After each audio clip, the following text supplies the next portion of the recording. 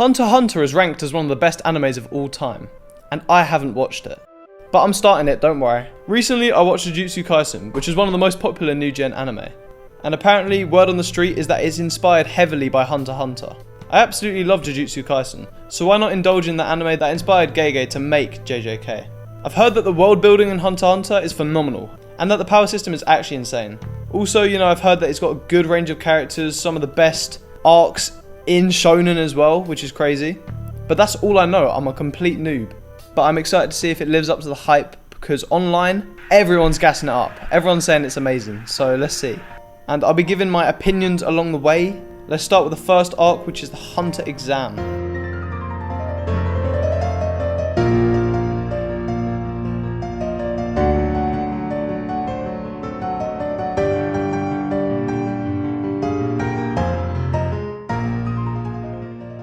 I'm not gonna lie, I binged through the episodes of this arc. It was like 25-ish episodes, and it was really good. And bro, it's filled with some absolute moments.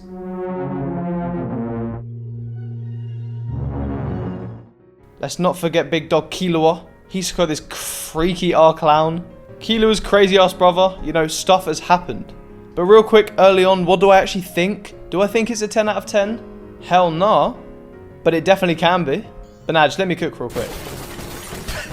The thing I do love about this arc is how well it's setting up the rest of the story, introducing the side characters, etc, etc. But first, let's talk about the plot.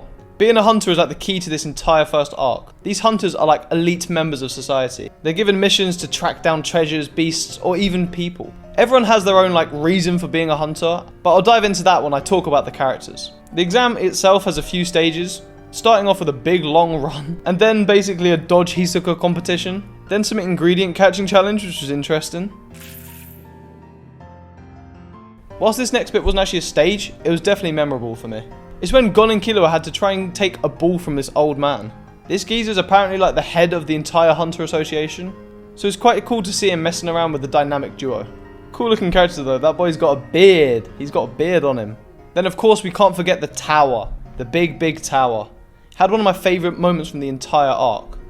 When they're doing the 1v1s, we hear obviously about Kurapika's backstory and him just beating the shit out of this guy with the Phantom Troop tattoo. But obviously my favourite moment is Killua being that guy, stealing that boy's heart and putting it in a bag. Doo-doom, and it's still there just beating. Oh, that's crazy. I forgot to mention the island section, where they all have to collect badges. We get Gon using his fishing rod and Hisoka being freaky as per usual. Gon hit a devious lick on Hisoka and got punched. All of this leads to a final 1v1 where Gon gets absolutely smoked by the ninja guy. I think his name's Hanzo, not like from Overwatch, but Hanzo, you know what I mean? Obviously Gon has got plot armor as usual, and he somehow took the victory. So I won't give up. Fine, you win. I give up, okay?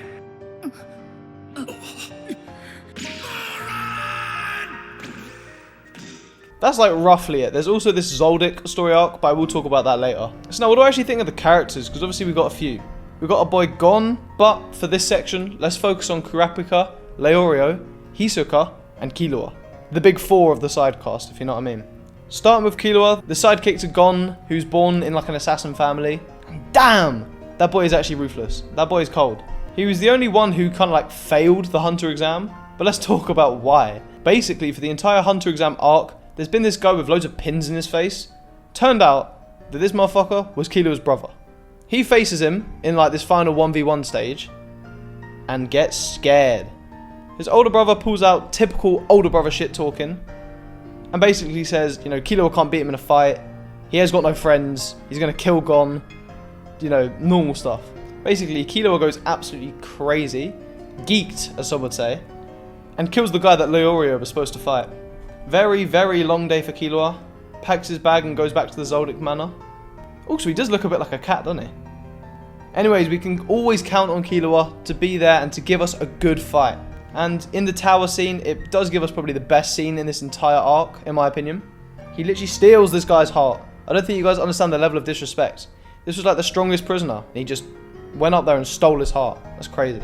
Next, of course, we've got Kurapika. One of the best written out of the side characters, in my opinion. You know, he's strong-willed. He wants to get that revenge on this evil group who killed his whole clan, by the way. I think they're called the Phantom Troop. Obviously, you know, that's why he crashed out on the guy with the spider tattoo. Of course, this guy's main goal is literally he's just out for revenge, which, you know, fair play. But he is, like, smart, if you think of it. He's written as a smart character. And he kind of reminds me of Megami from JJK. He also helps drive the plot forward, which I think is really great. Because, you know, at the end of the arc, they say, "Let's meet again in York New City." Basically, he's setting up a future arc, because I have heard word on the street that York New City is a banger, by the way. He set it up very nicely by insisting that they meet again in York New. The reason they're going to meet up in York New is for Kurapika to face the Phantom Troop. From what I've understood, they're like mercenaries, and, you know, Hisoka told Kurapika, "Yo, come York New City, and I'll tell you about the spiders," which is like a code name. Like, the spiders is like a code name for this evil group. Speaking of Hisoka, he's been a character. Smacking the shit out of Gon. Creeping around. Killing ruthlessly, can I say. Don't get me wrong, this guy is weird as hell. But I kind of enjoy his character. I understand that this guy's going to be a major character. So it's fine. Gon got smacked by Hisoka. And then Hisoka was like, "Yo, you can only give me my badge back once you can do that to me." So I'm assuming in York New City, they're going to run up again, have a scrap, and then Gon can finally give back that badge. This guy is weird though. Like, what is he doing? Half the time I'm just thinking, what is this guy doing? So now, what did I actually dislike about this arc? Honestly, there's nothing I actually like hate. You know, there's nothing I genuinely despise with my whole heart. But I will say I'm kind of like, not disappointed, but I heard that Hunter x Hunter had like this really cool power system called Nen, I believe. And, you know, we've seen Killua in action, but we haven't actually seen like this power, if you know what I mean, this power system. I'm assuming this power will pull up soon because the last episode suggests that they're going to be like training, like on a training arc. Hopefully this is not like a traditional training arc, you know, push-ups in the forest, all that. But we'll have to find out, wait and see, you know what I mean? You know, I am a bit harsh on Gon, and I feel like maybe he's overshadowed a bit by Killua, in my opinion. But he has had a few cold moments, like in the Zoldyk household. Like when Gon had to guess which hand the coin was in, and he cut his own eye. I thought that was sick. He reminds me a lot like Itadori. Or like Itadori reminds me a lot like him in terms of just like being a really smiley and weirdly strong character, you know what I mean? I will say Tonka, which is like the bigger individual, is in my eyes, you know, he's like the second villain, or maybe even the first villain. In my opinion, that might have been what this arc lacked. It's like a big villain and like strong stakes. Because like the only risk was to not get your hunter's license, which obviously that's still a stake in itself, but it's not like life or death, you know what I mean? And, you know, there were good and bad characters. You know, Hisoka's bad, Killua, Kurapika's good. But it wasn't like some big overarching villain. But I'm being like nitpicky here. I'm being specific. I know I haven't talked about like the entirety of this arc. I kind of brushed over the Zoldyk family arc, like that small sub arc. I didn't mention Hanzo that much. And the running guy with the crazy pink mustache. And to be fair, I have hardly mentioned Leorio. I enjoy him as a character, like, you know, on the side. But he hasn't really had any like super notable moments. I feel like at this point I do like him least, even though he is like a really good support character. I've heard the story of Hunter x Hunter starts off like super light, you know, super fun, enjoyable, and then goes like dark, like deep, almost into like a seinen. And I'm definitely not complaining. I would love to see the story go that way.